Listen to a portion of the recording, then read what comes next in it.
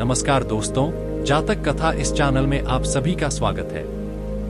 तो आइए शुरू करते हैं आज की कहानी। आज की कहानी का शीर्षक है विदुर।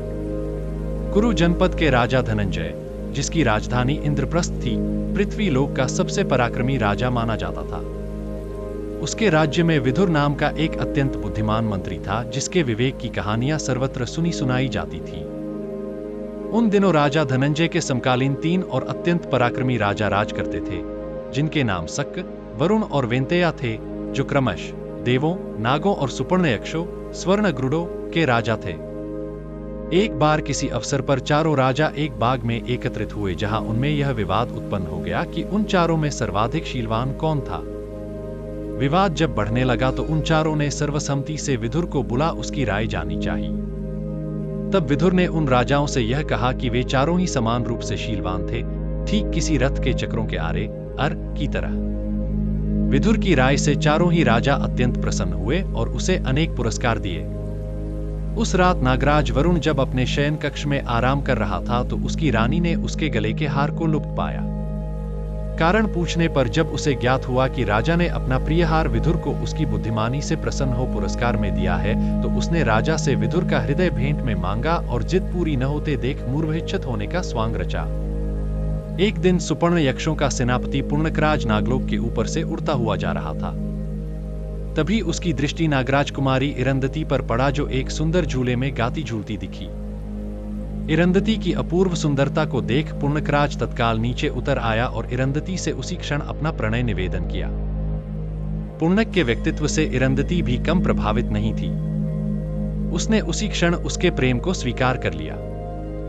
पूर्णक तब नागराज वरुण के पास पहुंचा। वहां उसने इरंदती का हाथ मांगा। नाग और गरुड़ों का वैमनस्य बहुत पुराना था, किंतु नागों पर गरुड़ भारी पड़ते थे। इसके अतिरिक्त राजा अपनी पुत्री का दिल भी तोड़ना नहीं चाहता था और न ही नागपुत्री का हाथ किसी गरुड़ को दे समस्त प्रजा का बैर मोल लेना चाहता था। उसने पूर्णक से कुछ समय की मोहलत ले एकांत में अपने मंत्री से सलाह की। नागमंत्री कुरुराज के मंत्री विदुर का वैरी था। उसे विदुर की प्रतिष्ठा से ईर्ष्या थी। उसने राजा को सलाह दी कि वह पूर्णक को इरंदती का हाथ तब दे जब वह विदुर का हृदय लाकर रुग्ण महारानी को दे। इस युक्ति से रानी भी स्वस्थ हो जाएगी और स्वस्थ रानी को देख प्रजा भी।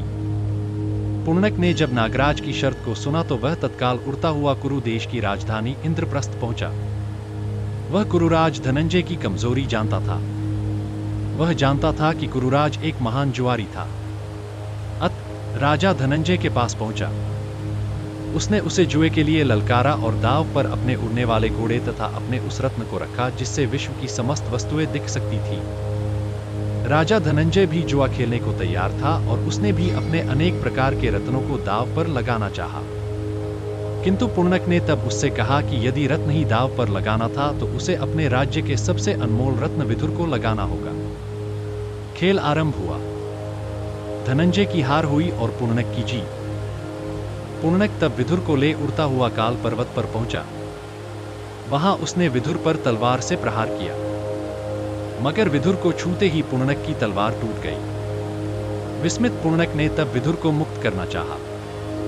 विदुर ने पूर्णक द्वारा प्रदत्त मुक्ति को उस क्षण अस्वीकार कर दिया, क्योंकि वह पूर्णक के साथ नागलोक जाकर उसकी सहायता करना चाहता था। उसने पूर्णक को उसके द्वारा पूछे गए प्रश्न का उत्तर भी टाल दिया। जब पूर्णक और विदुर नागलोक पहुंचे तो उनका भव्य स्वागत हुआ।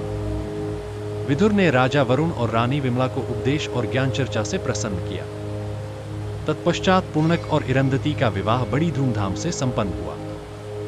विवाहोपरांत पूर्णक ने विदुर को ससम्मान इंद्रप्रस्थ पहुंचाया और उसे अपना वह रत्न भेंट में दिया जिससे विश्व की कोई भी वस्तु देखी जा सकती थी। याद रहे, हमारे अच्छे विचार ही हमारी सबसे बड़ी ताकत है। अगर इन कहानियों में से एक भी कहानी आपके जीवन में सकारात्मक बदलाव लाती है और आपको अपना जीवन जीने में सहायक होती है, तो हमारे इस चैनल का उद्देश्य पूरा होता है। ऐसे ही जातक कथाएं सुनने के लिए जुड़े रहिए हमारे साथ। और हाँ, चैनल को लाइक, सब्सक्राइब और शेयर जरूर करें। धन्यवाद।